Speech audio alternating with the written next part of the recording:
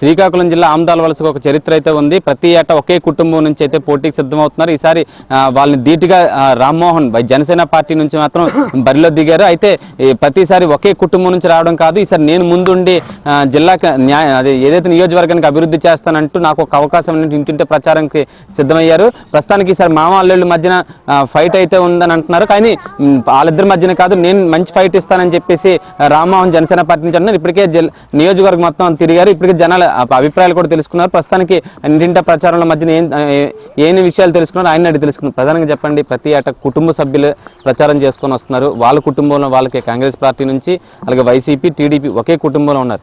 ఈసారి ఏ విధంగా ముందుకు రాబోతున్నారు మీరు? గత ఆమదాల నియోజకవర్గం ఒక చరిత్ర ఉందండి. 175 నియోజకవర్గాలు ఒకవైపు అయితే ఆమదాల నియోజకవర్గం ఒక తీరుగా ఉంటుంది ఇక్కడ చరిత్ర. ఎందుకంటే దాదాపు రాజ్యాంగం పుట్టిన దగ్గర నుండి ఇప్పటి వరకు ఒకే ఫ్యామిలీ ఉంటుంది. ఆ విషయం అందరికీ తెలుసు. అయితే జనాలు కూడా ఇసిగిపోయారు.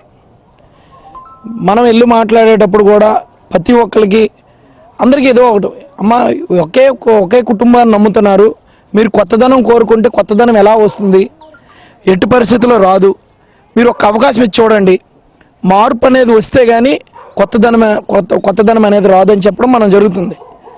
అదే కొంతమంది అడుగుతున్నారు, మీరు వచ్చిన అదే విధంగా చేయరని గ్యారంటీ ఏంటి ఉందని.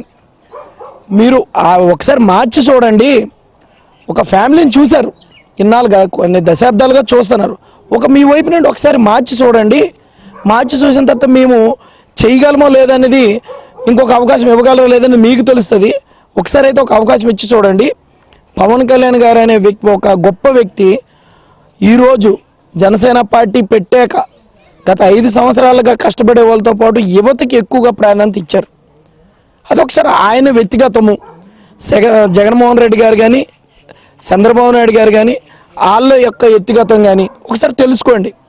మామూలు అయితే ఎప్పుడు కూడా డబ్బులు ఉండే వాళ్ళకి, ఈ 2 పార్టీలు డబ్బులు ఉండే వాళ్ళకి ఇస్తారు. ఎందుకంటే వాళ్ళు ఖర్చు పెడతారు, ఖర్చు పెట్టి రేపొద్దున మళ్ళీ మనకి ఖర్చుకి వాళ్ళకి ప్రభుత్వాన్ని డబ్బులు సంపాదిస్తారని.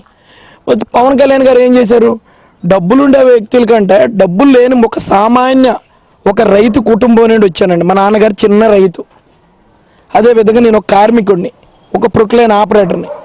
నాలాంటి వాడికి టికెట్ ఇచ్చి ఆయన ఏంటనేది ఆయన నిరూపించుకున్నారు. మేమేంటనేది మరి ఆయన మాకు ఆయన ఈ విధంగా నమ్మేటప్పుడు ఆయన నమ్మకాన్ని మేము నిలబెట్టాలి. మా వంతు మేము ఆయనంతా నిజాయితీగా ఒక నీతిగా వెళ్ళేటప్పుడు మేము అదే నీతి నిజాయితీతో కష్టపడి పనిచేద్దాం.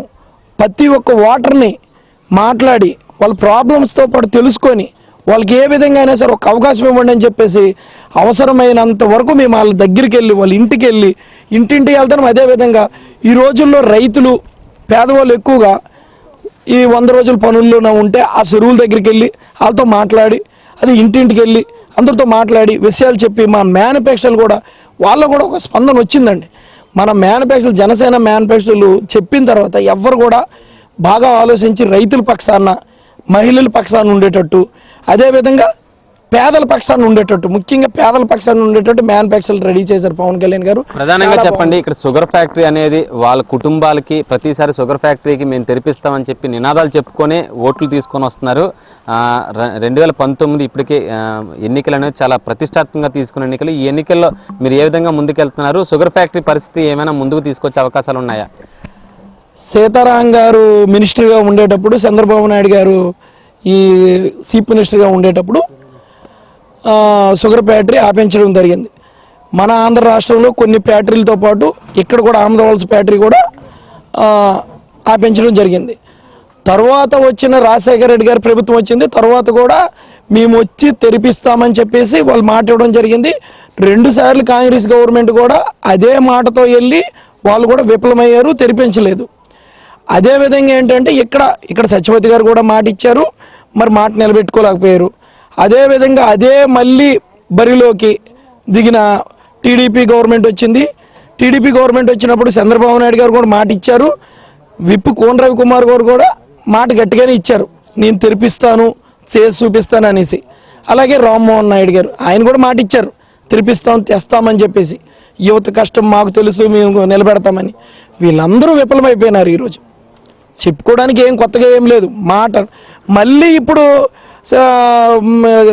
సీతారాం గారు చెప్తున్నారు, మళ్ళీ కోన రవి గారు చెప్తున్నారు మేము తెస్తాము అనేసి. మీరు గతంలో వచ్చేటప్పుడు 2015లో తప్పులు కొట్టేసి క్లీన్ చేసేసి షో చేశారు అంతే. టీడీపీ గవర్నమెంట్ షో చేసింది, తెరిపించేస్తాను అని షో తప్పించి పని అయితే చేయలేదు. అది అందరికీ షో అని జనాలకు అర్థమైంది. మళ్ళీ ఈయన ఏంటంటే ఇప్పుడు నేను తెరిపిస్తాను, ఇప్పుడు ఆపించిందే మీరు. మరి ఎప్పుడైనా సీతారాం గారు దానికోసం పోరాడారా? నువ్వు తెరిపిస్తానని మాట ఇచ్చావు, నువ్వు ఈ తెరిపిస్తానని మాటతోటి గెలిచావు. నువ్వు ఎప్పుడైనా సరే నిలదీశారా? అయినా కుటుంబీకులండి వాళ్ళు, ఎలా నిలదీస్తారు? వాళ్ళకి ఐకమత్యం ఉంది, ఇది జనాలకు అర్థం అవ్వాలి.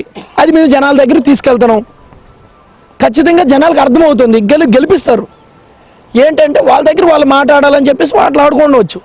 మాకైతే ఓట్ బ్యాంక్ పడుతుంది, ప్రతి ఒక్కరికి వ్యతిరేకత ఉంది.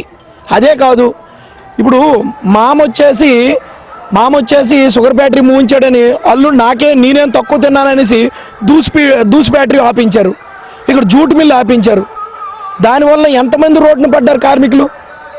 దాదాపుగా మా గవర్నమెంట్ పవన్ కళ్యాణ్ గారు సీఎం అయినట్లయితే మేము దాదాపుగా 60,000 ఉద్యోగాలు కల్పించేలా చేస్తామండి ఈ మూడిట్ల మీద. ఎందుకంటే యువతకి ఈ నియోజకవర్గంలో 87,800 ఓటు బ్యాంకు యువతకు ఉంది. అలాంటి యువతకి ఈరోజు ఇక్కడ ఈ నియోజకవర్గం నుండి ఎటువంటి జాబులు ఇచ్చే ఫెసిలిటీస్ లేవు, ఉన్ని పోగొడుతున్నారు. ఈ నియోజకవర్గం అభివృద్ధి అవ్వాలి, కానీ ఈ నియోజకవర్గంలో ఒక పరిశ్రమ ఉందండి? లేదు. అదే మా పార్టీకి వచ్చినట్లయితే ఖచ్చితంగా ఈ ఉన్నవి ఏవైతే ఉన్నాయో తెరిపిస్తాం, అవసరమైనవి కొత్తవి తీసుకొస్తాం. యువతకి ఎట్టి పరిస్థితుల్లోన మనం వచ్చిన 5 సంవత్సరాల్లో ఖచ్చితంగా 60,000 ఉద్యోగాలు అయితే కల్పన చేస్తామండి. అయినప్పటికీ 2019లో కుటుంబ రాజకీయాల ప్రతిసారి అయితే మాత్రం కుటుంబాలు రాజకీయం చేస్తున్నారు తప్ప ఈసారి అయితే మాత్రం ఆ కుటుంబానికి తావేమని చెప్పేసి ఇక్కడ అంటున్నారు. 2019 ఎన్నికలకు మాత్రం జనసేన జెండా ఆందోళన నియోజకవర్గంలో ఎగరవేస్తామని చెప్పేసి ఇక్కడ చెప్తున్నారు. ఇక్కడ ఇది తాజా పరిస్థితి. కెమెరామెన్ సంతూర్తో ఆనంద్, ప్రైమ్9 న్యూస్, శ్రీకాకుళం.